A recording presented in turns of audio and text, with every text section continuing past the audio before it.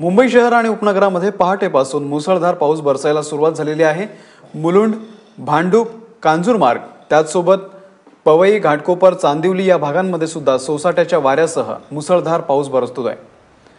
कुर्ला, अंधेरी, वांद्रे, सांताक्रूज सोबतच गोरेगाव या भागामध्ये सुद्धा पावसाने दमदार हजेरी लावलेली आहे। मुंबई लगतच्या ठाणे, कल्याण, डोंबिवली, नवी मुंबईत सुद्धा जोरदार पाऊस पडतोय। पवई तलावाजवळ अंधेरी, चकाला, JVLR भागावरती रस्त्यावरती पाणी साचलेलं आहे आणि त्यामुळे पावसाचा परिणाम सकाळी रेल्वे वाहतुकीवरती आणि रस्त्यावरच्या वाहतुकीवरती सुद्धा झालेला दिसतोय। मध्य रेल्वेची वाहतूक सध्या 20 ते 25 मिनिटं उशिराने चालते, त्यामुळे चाकरमान्यांनी वेळेचं नियोजन करूनच घराबाहेर पडावं। मगाशी आपला प्रतिनिधी वैभव परब हा चुनाभट्टीमध्ये होता। आता वैभव दादरमध्ये पोहोचलेला आहे। दादरमधली परिस्थिती काय आहे ती जाणून घेऊयात आणि परिसरामध्ये नेमकं काय घडतंय। वैभव, मुंबईत आता सध्या पावसाची स्थिती काय आहे, दादर परिसरामध्ये वाहतूक कशी सुरू आहे आणि लोकलचं एकंदरीत सगळं जे आता वेळापत्रक आहे ते कोलमडलेलं आहे, नेमकं काय सांगशील?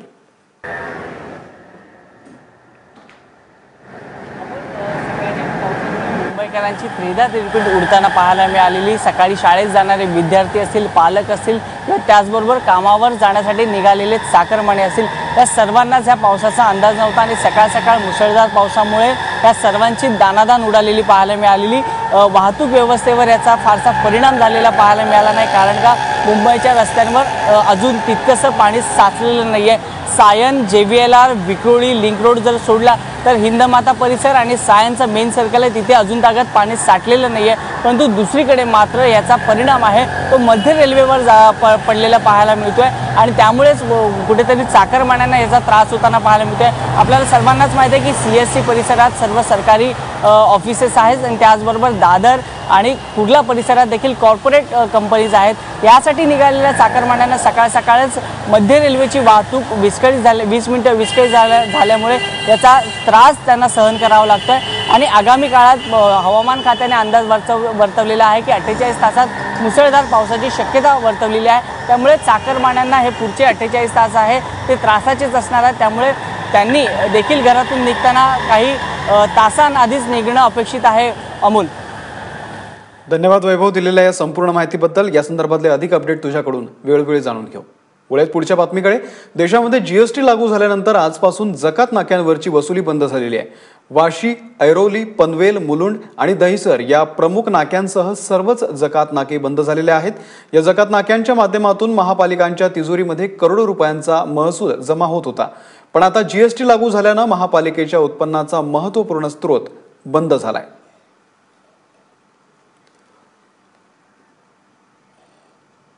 मुंबईतल्या जकात नाक्यांची काय परिस्थिती आहे, वाशीतल्या जकात नाक्याचा आढावा घेतलाय आमचे प्रतिनिधी वैभव परब यांनी। GST लागू होतात मुंबईतले जकात नाके देखील बंद झालेले पाहायला मिळाले। मुंबईत जवळपास 5 जकात नाके, त्यापैकी आम्ही वाशीच्या जकात नाक्यावर आणि पाहू शकतो की वाशीच्या जकात नाक्यावर महानगरपालिकेचे कर्मचारी आहेत, ते इकडे ज्या नियमितपणे जे ट्रक आहेत, वाहन चालक आहेत, जे जकातीसाठी आत येत होते, त्या जकात नाक्यावरनं त्या सगळ्या वाहन चालकांना परत पाठवण्याचं काम सुरू असल्याचं आपल्याला पाहायला मिळत आहे। अनेक BMCचे अधिकारी आहेत, BMCचे कर्मचारी आहेत, ते ह्या जे बाहेरून वाहन चालक येतात त्यांना बाहेर पाठवण्याचं काम करत आहेत। आज जकात नाका आपण जर पाहिला तर इकडे मोठ्या प्रमाणात गर्दी पाहायला मिळते। JNPT बंदरावरून मुंबईत अनेक ट्रक, ट्रॉल्या ह्या येत असतात, परंतु आज GST लागू होतात मुंबईतले जकात नाके आहेत ते पूर्णपणे बंद झालेले आहेत। जवळपास 7,000 कोटींचा फायदा BMCला होत होता, परंतु आता GST लागू झाल्यानंतर जकात नाके देखील बंद झालेले पाहायला मिळाले। अनेक जे ऑक्ट्रा एजंट आहेत ते देखील इकडे दिसत नाही, परंतु दुसरीकडे मात्र BMCचे कर्मचारी आहेत ते जे ट्रक, कंटेनर्स येतात त्यांना पुढे जाण्यासाठी मार्ग दाखवत आहेत। एकंदरीतच मुंबईतले जे जकात नाके आहेत ते GST लागू होतात बंद झालेले पाहायला मिळाले। कॅमेरा पर्सन अनिल पवारसह वैभव परब, ABP माझा, मुंबई। देशभरामध्ये आजपासून वस्तू आणि सेवा कर लागू झाल्यानंतर राज्यातही एकच जल्लोष साजरा करण्यात आला। पुण्यातल्या अलका चौकामध्ये GST लागू झाल्यानंतर भाजपनं सेलिब्रेशन केलंय। यावेळी पालकमंत्री गिरीश बापट आणि महापौर मुक्ता टिळक उपस्थित होत्या। मुंबईत सुद्धा मिठाई वाटून नव्या कर प्रणालीचं स्वागत करण्यात आलं।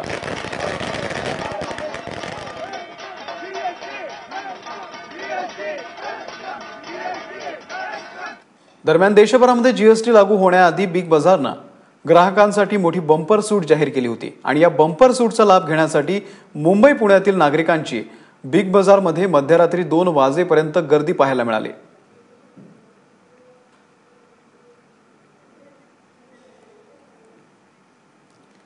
आणि यावरती मुंबई पुण्यातील नागरिकांनी नेमक्या काय प्रतिक्रिया दिलेल्या आहेत त्या जाणून घेऊयात। जे आहे ती 1000 वरती 300 त्याची ऑफर आहेत ना, तीच ऑफर आहे। बाकीच्या आणि त्यांच्यात रेग्युलर ऑफर असतात। काय काय घेतलं? 1 महिन्याचं सामान भरलं की 2 महिन्याचं? नाही, 1च महिन्याचं सामान भरलं। बहुत भीड़ भी है, ऐसा लग रहा है कि दिन में ही शॉपिंग कर रहे हैं हम सब। लग नहीं रहा कि रात के 1 बजे ये शॉपिंग हो रही है बिग बाजार में। खास करके फूड की ज़्यादा की है और बहुत कुछ है सबके ऊपर सेल, वो भी लिए। हमने कुल अभी नहीं बोले ना तो ना एक 1200 की शॉपिंग की है, 1200 प्लस की हमें 240 डिस्काउंट मिला है और बहुत सारी चीज़ों में बहुत अच्छा डिस्काउंट मिला और प्लस हमें मिडनाइट शॉपिंग का एक अलग एक्सपिरियन्स भी मिला है। बाजाराच्या खरेदीवर 300 रुपये कॅशबॅक मिळते आहे आणि फीचर पेमधनं आपण पे केलं तर पुन्हा ॲडिशनल 5% म्हणजे 1000वर 350 रुपये पुन्हा कॅशबॅक मिळणार आहे।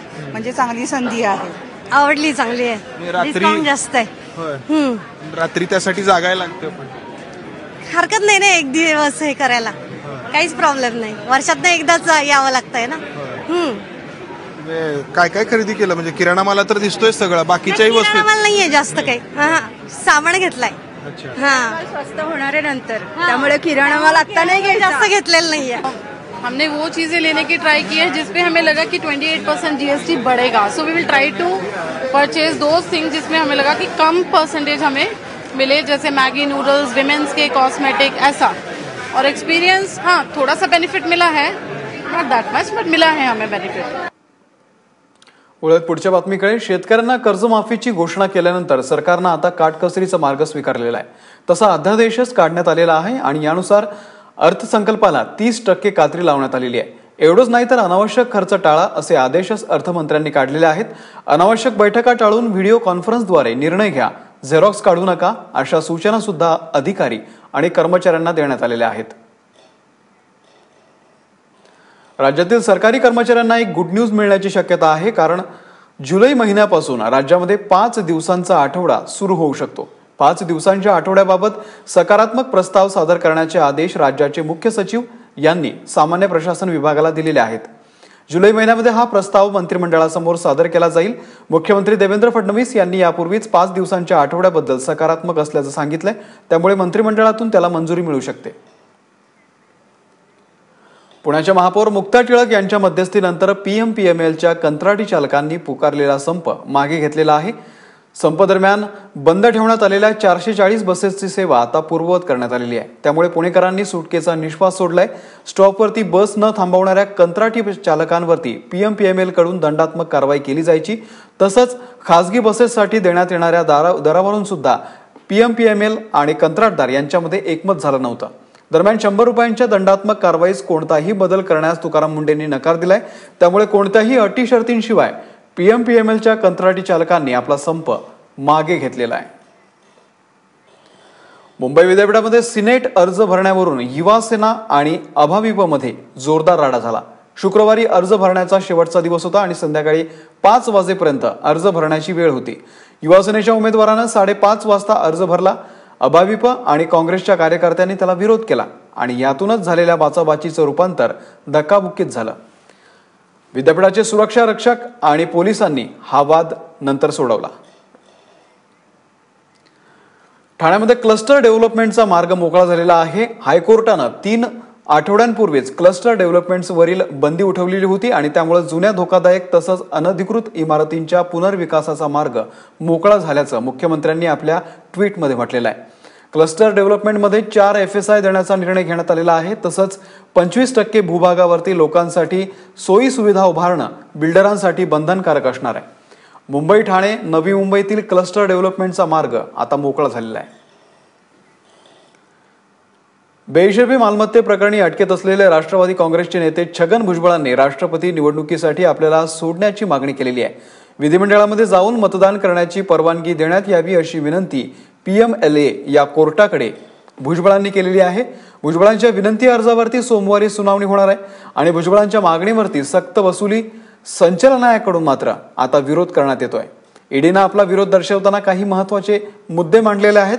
अशा व्यक्तीला घटनेच्या 54व्या कलमानुसार मिळणाऱ्या घटनात्मक अधिकाराबद्दल आदेश देण्याचा अधिकार विशेष कोर्टाला नाही, असं दावा या ठिकाणी ईडीनं केलाय। छोट्या बचतीच्या योजनांच्या व्याजदरामध्ये 0.10% कपात करण्यात आलेली आहे। नवे व्याजाचे दर 1 जुलै ते 30 सप्टेंबर पर्यंत लागू असतील। National saving certificate, public provident fund यांच्या व्याजदरामध्ये ही कपात करण्यात आलेली आहे। आजपर्यंत जमा झालेल्या रकमेवरती जुन्याच दरानं व्याज मिळेल। दर 3 महिन्यांनी व्याजदराचं समीक्षण होतं आणि त्यानंतर व्याज निश्चित केलं जातं। टॅक्सीचं भाडं वाढवताना राज्य सरकारनं जनहिताचा विचार करणं हे गरजेचं होतं, असा सल्ला मुंबई हायकोर्टानं दिलाय। तसंच उबेरची टॅक्सी सेवा ही उत्तम असल्याचं निरीक्षण कोर्टानं मांडलेलं आहे।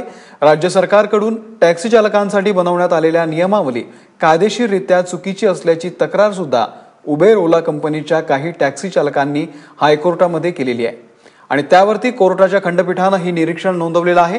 त्यावर टॅक्सीचे दर ठरवण्यासाठी एक समिती तयार करण्यात येणार असून तिचा अहवाल येणं बाकी असल्याचं सरकारकडून सांगण्यात येत आहे। कल्याणहून भिवंडीला निघालेल्या एसटी मध्ये उद्दाम प्रवाशानं महिला कंडक्टरला मारहाण केलेली आहे। कल्याणच्या बाजारपेठ पोलिसांनी इम्तियाज हाशमी नावाच्या या प्रवाशाला अटक करून त्याच्या विरोधात गुन्हाही दाखल केलेला आहे। महिला कंडक्टरनं तिकीट काढण्यासाठी पुढे जात असताना मध्येच उभ्या असलेल्या इम्तियाजला बाजूला व्हायला सांगितलं। उद्दाम इम्तियाज बाजूला न झाल्यानं कंडक्टरनं त्याचा हात पकडून त्याला बाजूला करण्याचा प्रयत्न केला, मात्र इम्तियाजनं महिला कंडक्टरची कॉलर पकडून तिला मारहाण केली। तिकडे पुण्यामध्ये एका 16 वर्षीय मूकबधीर मुलीवरती लैंगिक अत्याचार केल्याचा धक्कादायक प्रकार उघडकीस आलेला आहे। या प्रकरणी पोलिसांनी सहारुल अब्दुल नावाच्या आरोपीला अटक केलेली आहे। आरोपी हा पीडित मुलीच्या घराशेजारी असलेल्या गॅरेजमध्ये कामाला आहे। त्यानं पीडित मुलीला पैशाचं आमिष दाखवलं आणि तिच्यावरती वेळोवेळी लैंगिक अत्याचार केले। या संबंधातून ती गर्भवती राहिली, मात्र आरोपीनं तिला गर्भपात करण्यास भाग पाडल्याचं आता उघड झालेलं आहे। पुणे महानगरपालिकेच्या आरोग्य विभागामार्फत केल्या जाणाऱ्या औषध खरेदीमध्ये भ्रष्टाचार होत असल्याचा आरोप सजग नागरिक मंचानं केलेला आहे आणि या संदर्भातील पुरावे सजग नागरिक मंचाचे अध्यक्ष विवेक वेलणकर यांनी महापालिका आयुक्तांकडे सादर केलेले आहेत। महापालिका गेली अनेक वर्ष औषधांच्या छापील किमतीवरती 19.10% सूट या पद्धतीनं औषध खरेदी करते। सजगनं या संदर्भातली महानगरपालिकेची बिलं माहितीच्या अधिकारातून मागवलेली असली होती आणि त्यातून काही औषधं ही जेनेरिक असल्याचं लक्षात आलं आणि त्यातल्याच काही औषधांची खरेदी सजगनं 60 ते 90% सूट पद्धतीनं खरेदी केलेली आहे। बदलापुरातले नागरिक सध्या स्थानिक नगरसेवकांवरती चांगले संतापलेले दिसत आहेत, कारण पावसानंतर इथं खड्डे पडलेले आहेत। याचा त्रास नागरिकांना सहन करावा लागतोय आणि स्थानिक नगरसेवक मात्र नागरिकांचे प्रश्न सोडवण्याऐवजी दार्जिलिंग आणि काठमांडूच्या दौऱ्यावरती गेलेले आहेत। बदलापूरच्या मुख्य बाजारपेठेमध्ये काही दिवसांपूर्वी अतिक्रमण काढण्यात आलं आणि त्याच्या पाडकामामुळे रस्त्यातल्या नाल्या बुजल्या आणि पावसाचं पाणी आता रस्त्यावरती साचलेलं आहे।